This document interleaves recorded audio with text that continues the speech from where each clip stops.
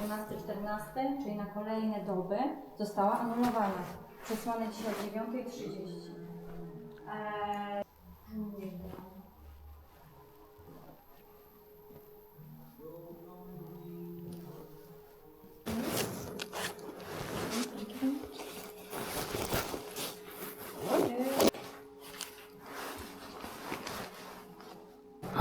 ಎಟ್ last room ಸಿಕ್ತು. First ಏನು ಹೇಳಿದರು, ರೂಮ್ ಇಲ್ಲ ಅಂತ ಹೇಳಿದರು. ಆಮೇಲೆ ಮತ್ತೆ ಕಾಲ್ ಮಾಡಿದ ತಕ್ಷಣ ರೂಮ್ ಇದೆ ಅಂತ ಹೇಳಿದರು. ಏನು ಗೊತ್ತಾಗುತ್ತಲ್ಲ ರೀ ಇದು. ಇದು ರೂಮ್ ನಂಬರು 165 ಅಂತೆ, 165, 163, 164, 165 ಹಿಂಗಿದೆ ನೋಡಿ ರೂಮು. ಬನ್ನಿ, ಇದೇ ಎಂಟ್ರಿ ಮಾಡಬೇಕಾ? ನೋಡಿ ಹಿಂಗೆ ಸಿಮ್ ಕಾರ್ಡ್ ಇದೆ, ಇಲ್ಲಿ ಕಾರ್ಡ್ ಥರ ಬರ್ತಾ ಇಲ್ಲ. ವಾ ಹೆಂಗಿದೆ ರೀ. ಒಳಗಡೆ ಅದೇ ಸ್ಮೆಲ್ ರೀ, ಒಂಥರ ಟಿಪಿಕಲ್ ಹೋಟೆಲ್ ಸ್ಮೆಲ್ ಬರುತ್ತಲ್ಲ, ಹಿಂಗಿದೆ ನೋಡಿ ರೂಮ್. ಬಟ್ ಹೋಟ್ಲ್ ಹೊರಗಡೆ ಮಾತ್ರ ತುಂಬ ಚೆನ್ನಾಗಿದೆ. ಲೈಟ್ ಆನ್ ಮಾಡ್ತೀನಿ. ಹೊರಗಡೆ ಮಾತ್ರ ತುಂಬ ಚೆನ್ನಾಗಿದೆ ಹೋಟೆಲ್ಲು, ಬಟ್ ಆಲ್ರೆಡಿ ಡಾರ್ಕ್ ಆಗಿದೆ. ಹಿಂಗಿದೆ ನೋಡಿ, ಒಂದು ಟಿ ವಿ ಇದೆ, ಟೀ ಮತ್ತು ಇದೆಲ್ಲ ಇಟ್ಟಿದ್ದಾರೆ, ನೀರಿದೆ. ಆಮೇಲೆ ಹೊರಗಡೆ ವ್ಯೂ ಒಂದು ನೋಡಿ ತೋರಿಸ್ತಾ ನಿಮಗೆ ಕಿಟಕಿಯಿಂದ. ಎಲ್ಲ ಫುಲ್ ಕಾಡಿದೆ ಹೊರಗಡೆ. ಟೈಮ್ ಬಂದುಬಿಟ್ಟು 4 ಗಂಟೆ ಆಗಿದೆ. ಬನ್ನಿ ಸ್ನೇಹಿತರೆ. ಆಮೇಲೆ ಫುಲ್ ಸುಸ್ತಾಗ್ಬಿಟ್ಟಿದ್ದೀನಿ. ಮತ್ತೆ ಒಂದು ಬ್ಯಾಡ್ ಲಕ್ ಆಗಿದೆ, ಕೂತ್ಕೊಂಡು ಹೇಳ್ತೀನಿ. ಹೆವಿ ಬ್ಯಾಡ್ ಲಕ್ ಆಗಿದೆ, ಯಾಕೋ ನನಗೆ ಟ್ರಿಪ್ಪಲ್ಲಿ ತುಂಬಾ ಬ್ಯಾಡ್ ಲಕ್ ಆಗ್ತಾಯಿದೆ, ಹೇಳ್ತೀನಿ. ಇದು ಟಾಯ್ಲೆಟ್ ಈ ಥರ ಇದೆ. ಸ್ವಲ್ಪ ಮುಖ ಫ್ರೆಶ್ ಮಾಡಿಕೊಂಡು ಬ್ಯಾಡ್ ಲಕ್ ಏನಾದ್ರು ಹೇಳ್ತೀನಿ ನಿಮಗೆ. ಬನ್ನಿ, ಈಗ ಸ್ವಲ್ಪ ಫ್ರೆಶ್ ಅಪ್ ಆದೆ, ಅಂದರೆ ಕ್ವಿಕ್ ಫ್ರೆಶ್ ಅಪ್ ಆದೆ. ಅಯ್ಯೋ ಎಲ್ಲ ಸ್ವಿಚ್ ಆಫ್ ಆಯಿತು. ರಿಸೆಪ್ಷನ್ ಹತ್ರ ಹೋಗ್ಬಿಟ್ಟು ಕೇಳೋಣ. ಬನ್ನಿ, ಹೆಂಗಿದೆ ರಿಸೆಪ್ಷನ್ ಹತ್ರ ಹೋಗ್ಬಿಟ್ಟು ಕೇಳೋಣ. ಇದು ನನ್ನ ಪ್ರಾಬ್ಲಮ್ ಹೇಳೋಣ ಅವ್ರಿಗೆ. ಫಸ್ಟು ನನ್ನ ಪ್ರಾಬ್ಲಮ್ ಅವ್ರಿಗೆ ಹೇಳಿಬಿಟ್ಟು ಆಮೇಲೆ ನಿಮ್ಮ ಜೊತೆ ನಾನು ಹೇಳ್ತೀನಿ ನಾನು. ಇಲ್ಲಿದ್ದಾರೆ, ಯಾರೋ ಬೈದ್ದಾರೆ. ಗುರು ಹೊರಗಡೆ ಸಾಕಾಗಿದೆ ಹೋಟ್ಲಿದು. ಒಂದು ಕ್ವಿಕ್ ಟೂರ್ ತೋರಿಸ್ಬಿಡ್ತೀನಿ, ಯಾಕಂದರೆ ಅಲ್ಲಿ ರಿಸೆಪ್ಷನ್ಸ್ ಬ್ಯುಸಿ ಇದ್ದಾರೆ. ಸುಮ್ಮನೆ ಹಾಗೆ ನಿಮಗೊಂದು ಕ್ವಿಕ್ ಟೂರ್ ತೋರಿಸ್ಬಿಡ್ತೀನಿ. ಸೂಪರಾಗಿದೆ. ಸಾಯಂಕಾಲ ಟೈಮ್ ಒಂದು 4:30 ಆಗಿದೆ ನೋಡಿ. ಟೈಮ್ ನೋಡಿ, ಒಂದು 7 ಗಂಟೆ ಥರ ಆಗಿದೆ. ಹೊರಗಡೆ 6 ಡಿಗ್ರಿ ಇದೆ. ಏನಿದೆ ಗುರು ನೋಡಿ. ರಿಸೆಪ್ಷನ್ ಸ್ಪೆಲ್ಲಿಂಗ್ ನೋಡಿ ಹೆಂಗಿದೆ ಅಲ್ಲಿ. ನೋಡಿ ರೂಮ್ಸ್ ನೋಡಿ ಹೆಂಗಿದೆ. ಬಾಬಾ ಸೂಪರಾಗಿದೆ ಗುರು. ಆಮೇಲೆ ನಮ್ಮ ಕಸ್ಟಮರ್ ಬರ್ತೇನೆ ಅಂತ ಹೇಳಿದ್ದಾರೆ 5:30ಗೆ. ಸೊ ಅಷ್ಟರಲ್ಲಿ ನಾನು ನಂದೇನು ಪ್ರಾಬ್ಲಮ್ ಅನ್ನೋದು ಅವ್ರಿಗೆ ಬೇಗ ಹೇಳಿಬಿಟ್ಟು ನಾನು ಅದನ್ನು ಕೇಸ್ ಮುಗಿಸ್ಬೇಕು. ದೊಡ್ಡ ಪ್ರಾಬ್ಲಮ್ ಆಗಿದೆ ಗುರು. ಅದು ಇರಲಿ, ಫಸ್ಟ್ ಇದು ಹೋಟ್ಲ್ ನೋಡಿ ಚೆನ್ನಾಗಿದೆ, ಸಖತ್ತಾಗಿದೆ. ಇಲ್ಲಿ ರೆಸ್ಟೋರೆಂಟ್ ಇದೆ ಅಂತೆ. ಇಲ್ಲಿ ಇವತ್ತು ಡಿನ್ನರ್ ಮಾಡಿಸ್ತಾರೆ ಕಸ್ಟಮರ್ ಜೊತೆ ಡಿನ್ನರ್ ಮಾಡೋದು ವೀಡಿಯೋ ಮಾಡೋಕ್ಕಾಗಲ್ಲ ರೀ, ಏನಕ್ಕಂದರೆ ಅದು ಸುಮ್ಮನೆ ಪ್ರಾಬ್ಲಮ್ ಆಗಿಬಿಡುತ್ತೆ. ಈ ಹೊರಗಡೆ ಎಲ್ಲ ಫುಲ್ಲು ಫಾರೆಸ್ಟ್ ಇದು ಒಳ್ಳೆ ಬುಕ್ ಮಾಡಿದಾರಪ್ಪ ಆ ಕಾರ್ಡಲ್ಲಿ. ನನಗೇನೋ ಹಂಗೆ ಹೋಗಿ ನೋಡಿ ಹೋಟ್ಲ್ ಅಂತ ಹಾಕಿದ್ದಾರೆ. ನಾನು ಸುಮ್ಮನೆ ಹೋಗಿ ಏನೋ ಒಂದು ಶಾಪಿಂಗ್ ಮಾಡೋಣ ಅಂದರೆ ಫುಲ್ಲು ಕಾರ್ಡ್ರಿ ಇಲ್ಲಿ. Full heavy card. ನಾಳೆ ಬೆಳಿಗ್ಗೆ ಕಸ್ಟಮರೇ ಬಂದು ಪಿಕಪ್ ಮಾಡ್ತೇನೆ ಅಂತ ಗೊತ್ತಿಲ್ಲ. ಅದು ಇವತ್ತು ಕನ್ಫರ್ಮ್ ಮಾಡ್ಕೋಬೇಕು, ಯಾಕಂದರೆ ಕಸ್ಟಮರು ವಿಚಿತ್ರ ಇದ್ದಾರೆ. ಫಸ್ಟ್ ಏನಾಯ್ತು ಗೊತ್ತಾ, ನಾನು ಒಂದು ಹೋಟ್ಲಿಗೆ ಹೋಗ್ವಂತ ಹೇಳಿದರು. ಅಲ್ಲಿ ಹೋದ ತಕ್ಷಣ ನಿನ್ನ ಹೆಸರಲ್ಲಿ ರಿಸರ್ವೇಷನ್ ಇಲ್ಲ ಅಂತ ಹೇಳಿಬಿಟ್ರು. ಏನಪ್ಪ ಅಯ್ಯೋ ದೇವ್ರಿ ಅಂತ ಹೇಳಿಬಿಟ್ಟು ನಾನು ಮತ್ತು ಕಸ್ಟಮರ್ಗೆ ಫೋನ್ ಮಾಡಿದೆ. ಕಸ್ಟಮರ್ ಅದೇ ABB ಕಸ್ಟಮರ್. ಫೋನ್ ಮಾಡಿದೆ. ಅವರು I'm sorry Shashi, extremely sorry, ಇದರ ಮಿಸ್ಅಂಡರ್ಸ್ಟ್ಯಾಂಡಿಂಗ್, ಹಂಗೆ ಏನೋ ಒಂದು ಹೋಲ್ಬಿಟ್ಟು ಹೇಳಿ ಹಿಂಗೆ ಬೇರೆ ಹೋಟ್ಲ್ ಬುಕ್ ಮಾಡ್ತೀವಿ ಅಂತ. ಬಟ್ ಸೆಕೆಂಡ್ ಹೋಟ್ಲ್ ಮಾತ್ರ ಅಮೇಝಿಂಗ್ ಇದೆ. ಫಸ್ಟ್ ಹೋಟ್ಲ್ ಒಂಥರ ಹಳೆ ಕಾಲದ ಬಿಲ್ಡಿಂಗು, ಅದು ಸಿಟಿ ಪಕ್ಕದಲ್ಲೇ ಇತ್ತು. ಬಟ್ ಅಂದರೆ ಶಾಪಿಂಗ್ ಮಾಡೋಕ್ಕೆ ಸಿಟಿಯೆಲ್ಲ ನಿಮಗೆಲ್ಲ ತೋರ್ಸೋಕ್ಕೆ ಚೆನ್ನಾಗಿತ್ತು. ಬಟ್ ಇದು ನೋಡಿ ಹೆಂಗಿದೆ, ಏನಿದೆ ಗೊತ್ತಾ, ಇದು ಸಖತ್ತಾಗಿದೆ. ಸೂಪರಾಗಿದೆ ಗುರು. ಇದು ತುಂಬ ಚೆನ್ನಾಗಿದೆ ಹೋಟ್ಲ್ ಮಾತ್ರ, ಅಮೇಝಿಂಗ್ ಹೋಟ್ಲ್. ಈಗ ರಿಸೆಪ್ಷನ್ ಹೋಗೋಕ್ಕಿಂತ ಮುಂಚೆ ಪ್ರಾಬ್ಲಮ್ ನಾನು ನಿಮ್ಮ ಮುಂದೆ ಹೇಳ್ಬಿಡ್ತೀನಿ. ಫಸ್ಟು ಏನಾಗಿದೆ ಗೊತ್ತಾ, ನಿನ್ನೆ ರಾತ್ರಿ ನಾನು ರೀಗಾ, ಅಂದರೆ ಅದು ಲ್ಯಾಟ್ವಿಯಾ ಕ್ಯಾಪಿಟಲ್ ಸಿಟಿ, ಅಲ್ಲಿ ನನಗೆ ರಾತ್ರಿ 11:55 ಅಂದರೆ 12 ಗಂಟೆ ಅಂದ್ಕೊಬಿಡಿ, ಮಧ್ಯರಾತ್ರಿಯಲ್ಲಿ ಒಂಟೆ ರಸ್ತೆಯಲ್ಲಿ ಆ ಥರ 12 ರಾತ್ರಿಯಲ್ಲಿ ಇಬ್ಬರು ಕನ್ನಡಿಗರು ಪಾಪ ಬಂದು ನನಗೆ ಸಿ ಆಫ್ ಮಾಡಿ ಎಲ್ಲ ಮಾಡಿ ಫೋಟೋ ಇಟ್ಟು ಸೆಲ್ಫಿ ಎಲ್ಲ ಫೋಟೋ ಹೊಡ್ಸ್ಕೊಂಡು ಸಿ ಆಫ್ ಮಾಡಿದರು. ಒಳ್ಳೆ ಬಸ್ ಬಂತು. ಅಲ್ಲ, ನಾರ್ವೆಯಿಂದ ಬರ್ತಾ ಇರೋದು ಬಸ್ ಇದು.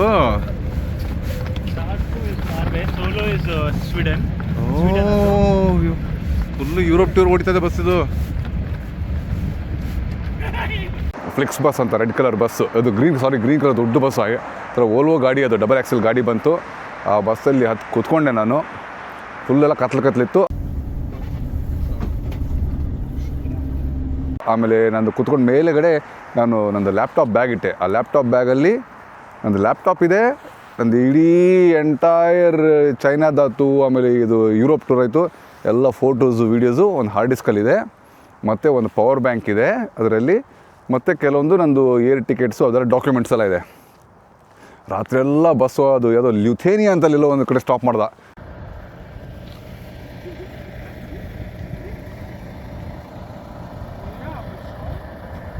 ಅಲ್ಲಿ ಪೆಟ್ರೋಲ್ ಹಾಕ್ಸ್ಕೊಂಡ, ಅದು ಡೀಸೆಲ್ ಹಾಕ್ಸ್ಕೊಂಡ ಆ ಬಸ್ಸಿಗೆ.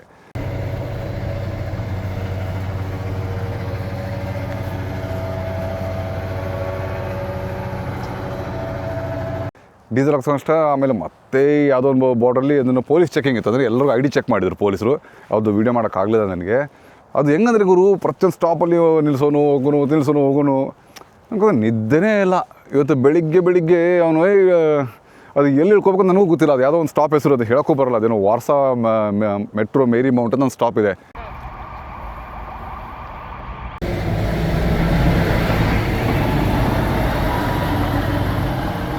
ಅಲ್ಲಿ ಇಳ್ಕೋಬೇಕು ಅಂತ ಹೇಳಿದ್ರು. ಇಳಿಬೇಕಾದ್ರೆ ನಾನು ಮತ್ತೆ ಲ್ಯಾಪ್ಟಾಪ್ ಬ್ಯಾಗ್ನ ಅಲ್ಲೇ ಮರ್ತು ಬಂದುಬಿಟ್ಟಿನಿ, ಬಸ್ಸಲ್ಲಿ ಇಳ್ಕೊಂಬಂದ್ಬಿಟ್ಟಿನಿ.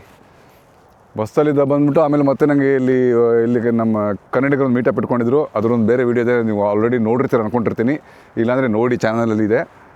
ಅವರೆಲ್ಲ ಪಾಪ ಮೀಟಪ್ ಎಲ್ಲ ಒಂದಾಯ್ತಾ. ಆಮೇಲೆ ನಾನು ಅದು Warsaw is the capital city of Poland. ಅಲ್ಲಿಂದ ಸೆರ್ದಾಜ್ ಅಂದರೆ ಇದೆ ಹೋಟ್ಲೆಲ್ಲ ಇದೆಲ್ಲ, ಈ ಸಿಟಿಯಿಂದ ಸೆರ್ದಾಜ್ ಹೋಟ್ಲ್ಗೆ ಬರಬೇಕು ನಾನು. ಆ ಬಸ್ಸು ಆಲ್ರೆಡಿ ಟಿಕೆಟ್ ಬುಕ್ ಮಾಡಿದ್ದೀನಿ. ಅವಾಗ ಜ್ಞಾಪಕ ಬಂತು ಏನೋ ಮಿಸ್ಸಿಂಗ್ ಇದೆ ಅಂತ. ಅಯ್ಯೋ ಅಂತ ಆ ಬಸ್ಸಲ್ಲೇ ಕೂತ್ಕೊಂಡು ವೈಫೈ ಇಟ್ಕೊಂಡು ಅಲ್ಲೇ ನಾನೆಲ್ಲ ಅದನ್ನು ಕಂಪ್ಲೇಂಟ್ ರೈಸ್ ಮಾಡಿದ್ದೀನಿ. ನೋಡ್ಬೇಕು ದೇವ್ರೆ ಏನಾಗುತ್ತೇನೋ ಗೊತ್ತಿಲ್ಲ. ಲಕ್ಕಿಲಿ ನನ್ನ ಪಾಸ್ಪೋರ್ಟು ಎಲ್ಲ ನನ್ನ ಗೆಜೆಟ್ಸ್ ಎಲ್ಲ ಈ ಬ್ಯಾಗಲ್ಲಿದೆ. ಅದು ಬ್ಯಾಗಲ್ಲಿ ಕಂಪ್ನಿ ಲ್ಯಾಪ್ಟಾಪ್ ಇದೆ, ಒಂದು ಹಾರ್ಡ್ ಡಿಸ್ಕ್ ಇದೆ, ಒಂದು ಪವರ್ ಬ್ಯಾಂಕ್ ಇದೆ, ಆಮೇಲೆ ಏರ್ ಟಿಕೆಟ್, ಅದು ಇಟಿನರಿ, ಅದು ಬುಕ್ಕಿಂಗ್ ರೆಫರೆನ್ಸ್ ಎಲ್ಲ ಇದೆ. ನೋಡೋಣ ಏನಾಗುತ್ತೆ ಈಗ ನನ್ನ ಬಾಸಿಗೆ ಹೇಳಬೇಕು ಈ ಥರ ಮಿಸ್ಪ್ಲೇಸ್ ಆಗಿದೆ ಅಂತ. ಬ್ಯಾಡ್ ಲಕ್ ಅಂದರೆ ಹಿಂಗೆ ಬರುತ್ತೆ ನೋಡಿ. ಹಾಂಗ್ಕಾಂಗಿಂದ ಹೋಗ್ಬೇಕಾದ್ರೆ ಅಲ್ಲೊಂದು ಬ್ಯಾಗ್ ಕಳೀತು, ಇವಾಗ ಇಲ್ಲಿ ಒಂದು ಬ್ಯಾಗ್ ಕಳೀತು. ಚೈನಾ ಹೋದ್ರೆ ನಾನೇ ಕಳ್ಕೊಂಬಿಡ್ತೀನಿ. ಹಂಗಾಗುತ್ತೆ ಈಗ ಪರಿಸ್ಥಿತಿ. ಈಗ ಅವ್ರಿಗೆ ಅದು ರಿಸೆಪ್ಷನಲ್ಲಿ ಆಮೇಲೆ ಅದು ಸೆರ್ದಾಜ್ ಅಂತ ಬಂದ್ಯಲ್ಲ ಸಿಟಿಯಲ್ಲಿ, ಅಲ್ಲಿ ಹೋದ ತಕ್ಷಣ ಆ ಹೋಟೆಲ್ಗೆ ಹೋದ ತಕ್ಷಣ ಅವ್ರು ಹೇಳಿದ್ರೆ ಇಲ್ಲ ನಿಂದು ಹೋಟೆಲ್ ಬುಕ್ಕಿಂಗ್ ಇಲ್ಲ ಅಂತ ಹೇಳಿದ್ರು. ಮತ್ತು ಪಾಪ ಅವರೇ ಒಂದು ಟ್ಯಾಕ್ಸಿ ಕಾಲ್ ಮಾಡಿ ಈ ಹೋಟ್ಲಲ್ಲಿ ನಿಂದು ಬುಕ್ಕಿಂಗ್ ಇದೆ ಅಂತ. ಬರಬೇಕಾದ್ರೆ ಟ್ಯಾಕ್ಸಿಯಲ್ಲಿ ಬರೋಕ್ರೆ ಹಂಗೆ ಸುಮ್ಮನೆ ಒಂದೆರಡು ವೀಡಿಯೋ ಮಾಡಿದೆ ಈ ಸಿಟಿ ಬಗ್ಗೆ. ಚಿಕ್ಕ ಕ್ಲಿಪ್ಸು ಹಾಕಿರ್ತೀನಿ ನೋಡಿ.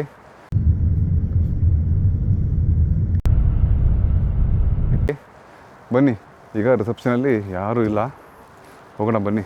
ಹೋಗ್ಬಿಟ್ಟು ನಂದು ಆ ಬಸ್ ಕಂಪ್ನಿಗೆ ನಾನು ಆಲ್ರೆಡಿ ಕಂಪ್ಲೇಂಟ್ ರೈಸ್ ಮಾಡಿದ್ದೀನಿ. ಮತ್ತು ನೀವಾದರೂ ಏನಮ್ಮ ಮಾಡ್ರಮ್ಮ ಅಂತ ಅವ್ರಿಗೆ ಹೇಳಿಬಿಟ್ಟು ನೋಡೋಣ ಬನ್ನಿ. ಅವ್ರು ಏನು ಮಾಡ್ತಾರೋ ಏನೋ ನೋಡೋಣ ಬನ್ನಿ. ತುಂಬ ಚೆನ್ನಾಗಿದೆ ಗುರು, ಹೋಟೆಲ್ ಎನ್ವೈರ್ಮೆಂಟು ತುಂಬ ಚೆನ್ನಾಗಿದೆ. ಬಟ್ ಅಕ್ಕಪಕ್ಕದಲ್ಲಿ ಏನು ಶಾಪಿಂಗ್ ಎಲ್ಲ ಏನಿಲ್ಲ. ಹಿಂದ್ಗಡೆ ನೋಡೋಣ ಬನ್ನಿ, ಒಂದು ರೀತಿ ಒಳಗಡೆ ಹೆಂಗಿದೆ ಅಂತ. ಅದು ರೆಸ್ಟೋರೆಂಟ್, ಇದು ರಿಸೆಪ್ಷನ್ನು. ಮುಂದೆ ಆ ಕಡೆ ಹೋಗಿ ನೋಡೋಣ ಬನ್ನಿ ಹೇಗಿದೆ. ವಿಂಡಾ ಅಂತೆ, ವಿಂಡಾ ನೋಡಿ. ವಿಂಡಾ ಅಂದರೆ ಏನಿದು, ವೀಲ್ ಚೇರ್ಗೆ ವಿಂಡಾ ಅಂತಾರೆ. ಸಲಾಡ್, ಓಹೋ ಹೆಂಗಿದೆ ನೋಡಿ ಇದು. ಕ್ಲಾರಿಟಿ ಹೇಳ್ಬಿಡಿ ನೀವೇ ಹೆಂಗಿದೆ ನನ್ನ ಕ್ಲಾರಿಟಿ. ಹಿಂಗಿದೆ ನೋಡಿ, ಒಂದು ರೌಂಡ್ ತೋರಿಸ್ಬಿಡ್ತೀನಿ ನಿಮಗೆ. ವೀಲ್ ಚೇರ್ಗೆ ಈ ಥರ ಇದ್ದಾನೆ ಅಲ್ಲಿ ಪಾಯಿಂಟ್ ನೋಡಿ. ವೀಲ್ ಚೇರ್ಗೆ ಚಿಕ್ಕದು ಎಲಿವೇಟ್ರ್ ಇದೆ ಇಲ್ಲಿ, ಅದು ಗ್ರರ್ ಅಂತ ಕೆಳಗಿಡುತ್ತೆ. ವೀಲ್ ಚೇರ್ ಹಿಂಗೆ ಮೇಲೆ ಹೋಗ್ಬಿಟ್ಟು ಗ್ರರ್ ಅಂತ ಹೋಗಿ ಅಲ್ಲಿ ಹಿಂಗೆ ಹೋಗ್ಬಿಡುತ್ತೆ ಒಳಗಡೆ. ಹೋಟ್ಲ್ ಹೋಗೋರು ಬನ್ನಿ, ಹೋಟ್ಲಲ್ಲಿ ಹೋಗೋಣ ಬನ್ನಿ. ನಾವು ಫಸ್ಟು ಇದನ್ನು ನಾವು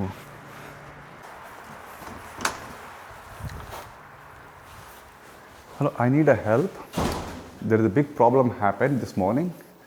I forgot my laptop bag in the Flixbus. Okay. While coming from Riga to Riga, Riga, Latvia. Riga to and Warsaw.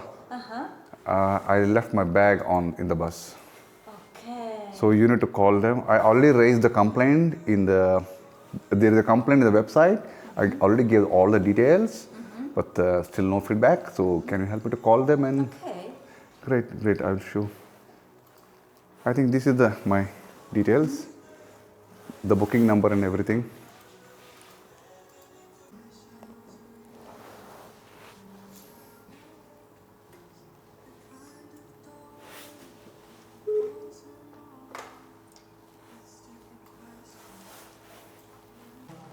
ಈಗ ಅವರು ಒಂದು ಕಡೆ ಇಮೇಲ್ ಫೋನ್ ಮಾಡಿದರೆ ಅದು ಲ್ಯಾಟ್ವಿಯಾ ಅಲ್ಲಿ ಫೋನ್ ಮಾಡಬೇಕಂತೆ, ಆ ಹಾಟ್ಲೈನ್ ನಂಬರ್ಗೆ ಫೋನ್ ಮಾಡಬೇಕಂತೆ.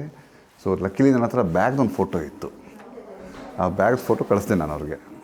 ಈಗ ನೋಡೋಣ, ಆ ಬ್ಯಾಗ್ ಫೋಟೋ ಇಮೇಲಲ್ಲಿ ಕಳಿಸ್ದೆ ನಾನು. ಈಗ ಅವರು ಅದನ್ನು ಇಮೇಲ್ ಮಾಡಿ ಏನೋ ಮಾಡ್ತಾರಂತೆ, ನೋಡೋಣ ಸರ್ ಏನಾಗುತ್ತೇನೋ, ದೇವರೇ ಬಲ್ಲ. ಛೇ.